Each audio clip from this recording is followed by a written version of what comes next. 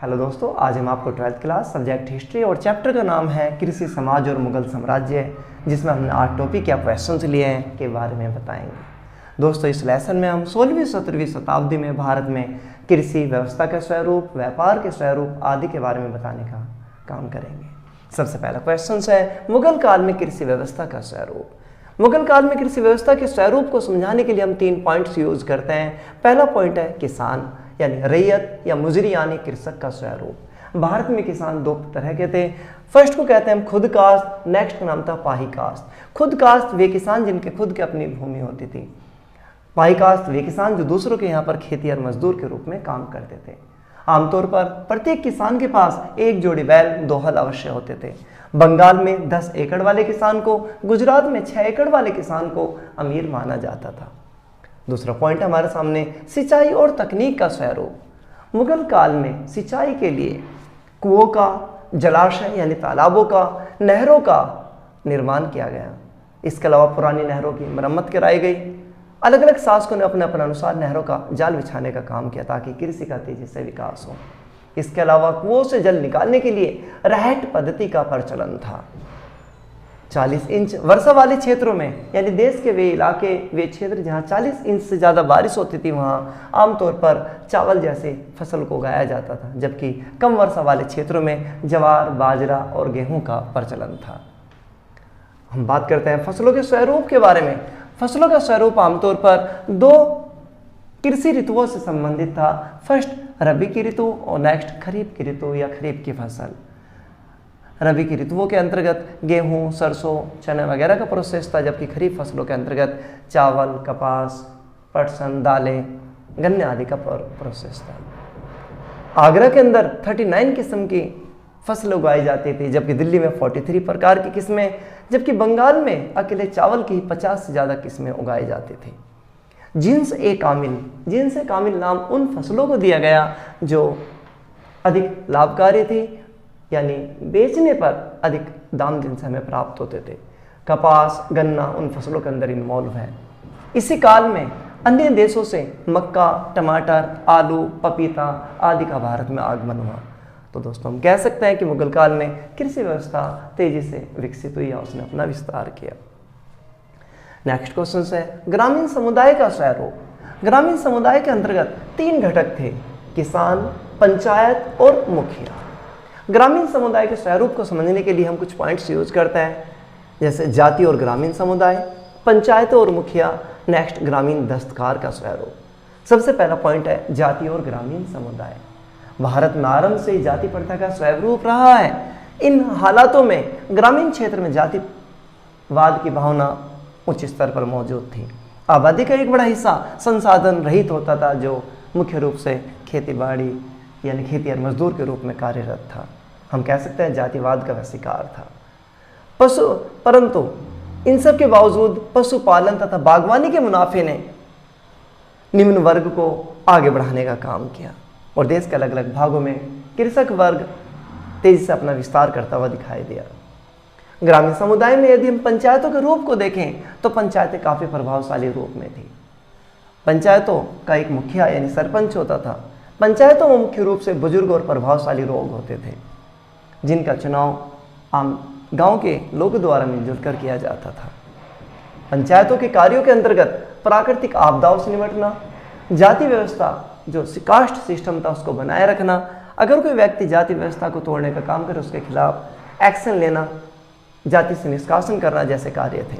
इसके अलावा छोटे मोटे मामलों में जुर्माना लगाना, आय तथा व्यय का हिसाब किताब करने का कार्य पंचायतों के हाथ में था। तो हम कह सकते हैं कि ग्रामीण क्षेत्र में पंचायत एक प्रभावशाली रूप में बनी हुई थी। इसके अलावा ग्रामीण दस्तकार, हाथ के कारीगरों का स्वरूप उच्च अवस्था में था। सुनार, लोहार, बढ़ई, नाई, रंगरेज, कुम्हार आदि तरह तरह के दस्तकार ग्रामीण क्षेत्र में मौजूद थे, जिन आमतौर पर सेवा के बदले धन या जमीन का टुकड़ा दिया जाता था।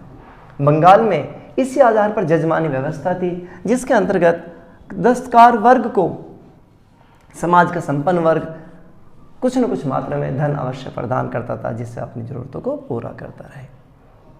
दोस्तों, हमने पढ़ा ग्रामीण समुदाय में जाति ग्रामीण समुदाय प्लस पंचायतों का स्वरूप और ग्रामीण दस्तकार का रूप। बात आती है कि गांव छोटे गणराज्य के रूप में थे। अंग्रेज अधिकारियों ने भारतीय गांवों को इस रूप में देखा कि वहां सब लोग मिलजुल कर रहते हैं, सामूहिकता का स्वरूप है, अतः उन्होंने भारतीय गांवों को छोटे गणराज्य का नाम दिया। परंतु यदि हम स्थिति को देखें तो हमें पता चलेगा कि भारतीय गांवों में सामाजिक विषमताओं उच्च रूप में थी, शोषण की प्रक्रिया थी, जाति व्यवस्था चरम पर थी। परंतु उन सब के बावजूद भी हम कह सकते हैं कि गांव धीरे धीरे आधुनिकता की तरफ चल रहे थे, क्योंकि मुद्रा का चलन गांव ग्रामीण क्षेत्रों में भी देखने को मिल रहा था। नेक्स्ट क्वेश्चन है भू राजस्व प्रणाली। मुगल काल में भू राजस्व प्रणालियों का क्या स्वरूप था? तो मुगल काल में भू राजस्व प्रणाली के लिए दो प्रमुख पद थे। दीवान, दीवान का काम समस्त राज्य से संबंधित भू राजस्व प्रणालियों को, भू व्यवस्थाओं को संपन्न करना था, जबकि अमीर गुजार एक अधिकारी वर्ग था जिसका काम करों की वसूली करना था। मुगल काल के अंतर्गत दहसाला पद्धति या जब्ती प्रणाली अपनाई गई, जिसे अकबर के वित्त मंत्री टोडरमल के द्वारा बनाया गया। इस पद्धति के अंतर्गत या भू राजस्व प्रणाली के अंतर्गत अलग अलग पद्धतियां अपनाई गई, जैसे खेती योग्य भूमि का माप कराया गया, मेजरमेंट कराया गया। इसके अलावा करों का निर्धारण किया गया और नेक्स्ट में वास्तविक करों की वसूली की गई। करों की वसूली के लिए कई बार उपज को कर के रूप में लिया जाता था, तो कई बार नकद रूप में भी कर की वसूली किए जाते थे। नेक्स्ट, मुगल काल में जमींदार वर्ग का स्वरूप। जमींदार वह वर्ग है जो आर्थिक सामाजिक सुविधाएं प्राप्त था। वंशवाद के माध्यम से इसने अपना तेजी से उत्थान किया या विस्तार किया। जमींदार वर्ग का कार्य राज्य को सेवाएं प्रदान करना था, इसके अलावा करों की वसूली करना था। साथ ही खेती योग्य भूमि को जमींदार वर्ग के द्वारा बढ़ावा देने का काम किया गया। यदि हम जमींदार वर्ग के किसानों से संबंधों को देखें तो संबंध आमतौर पर मिले जुले रूप में नजर आएंगे। कुछ जमींदार किसानों से नकारात्मक संबंध रखते थे, अत्याचार रूप में होते थे, जबकि कुछ जमींदार किसानों से बेहतर संबंध रखते थे, किसानों के अलग अलग संकटों के समय काम में आते थे। दोस्तों, हम बात कर रहे हैं जमींदार वर्ग, जो एक प्रभावशाली वर्ग के रूप में बना हुआ था। नेक्स्ट क्वेश्चन है जंगल तथा कबीलों का स्वरूप। देश के अलग अलग भागों में मुगल काल या मध्यकाल में 40% क्षेत्र में जंगल थे। इसमें उत्तरी पूर्वी राज्य, मध्य भारत आदि के क्षेत्र को हम शामिल करते हैं। इन क्षेत्रों के अंतर्गत रहने वाले लोगों को हम कबीलाई, जंगलवासी आदि का नाम देते हैं। इन लोगों का कार्य जंगल के उत्पादों को इकट्ठा करना, जिनमें लाख, शहद और अन्य जंगल उत्पाद थे, जिन्हें वे लाकर शहर में बेचते थे।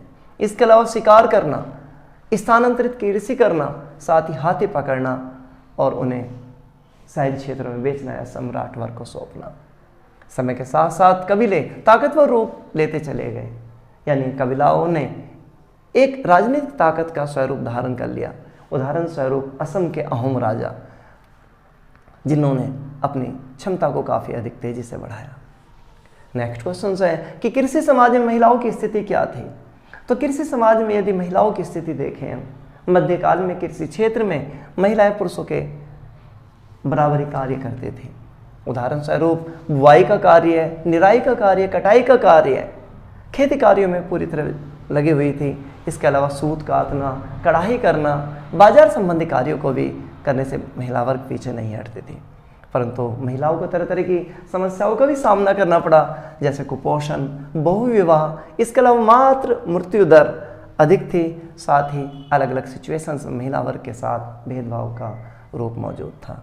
परंतु उन सबके बावजूद भी हम कह सकते हैं कि महिला वर्ग धीरे धीरे सकारात्मक रूप को प्राप्त कर रहा था। जैसे विधवा पुनर्विवाह का स्वरूप था, धनी परिवार की महिलाओं की दशा अच्छी बनी हुई थी। नेक्स्ट क्वेश्चन है 16वीं 17वीं शताब्दी में अर्थव्यवस्था का स्वरूप, यानी 16वीं 17वीं शताब्दी में भारतीय अर्थव्यवस्था किस तरह की थी, या चांदी का भाव किन कारणों से भारत की तरफ था।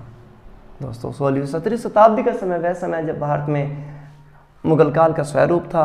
परिवहन संचार साधन पर्याप्त मात्रा में बेहतर रूप में बने हुए थे। शासक वर्ग द्वारा व्यापारी वर्ग को प्रोत्साहन दिया जाता था। नए नए देशों की खोज होने, अलग अलग खोज यात्राओं, नई नई वस्तुओं का व्यापार होने से भारत का यूरोप और एशिया के साथ व्यापार लगातार बढ़ रहा था।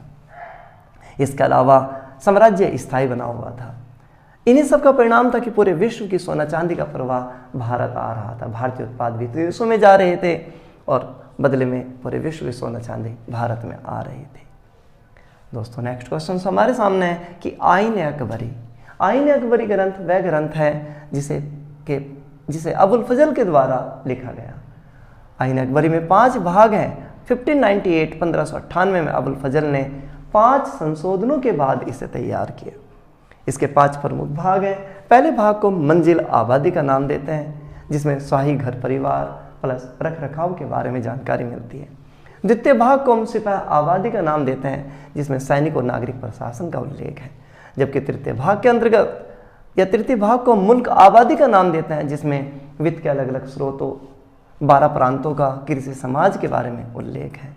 जबकि चतुर्थ और पंचम भाग के अंतर्गत सामाजिक, सांस्कृतिक, धार्मिक प्लस रीति रिवाजों का उल्लेख किया गया है। तो दोस्तों हमने पढ़ा आईन अकबरी ग्रंथ के बारे में। आईन अकबरी ग्रंथ में कुछ कमियां भी मिली हैं, जैसे कुछ स्थानों पर जोड़ में गलतियां मिली हैं। इसके अलावा संख्यात्मक आंकड़ों में विषमता है, यानी आंकड़े आईन अकबरी में जो आंकड़े हैं मुख्य रूप से आगरा, दिल्ली आदि के आसपास के हैं, देश के अन्य भागों के आंकड़े नहीं हैं। तो इन सब के आधार पर हम कह सकते हैं कि आंकड़ों में विषमता का स्वरूप था। लेकिन इन सब के बावजूद भी आईन अकबरी ग्रंथ एक महत्वपूर्ण ग्रंथ है, जो हमें मध्यकाल के बारे में समझ सूचना को प्रदान करता है। तो दोस्तों कृषि समाज और मुगल साम्राज्य लेसन आपको समझ में आया होगा। धन्यवाद।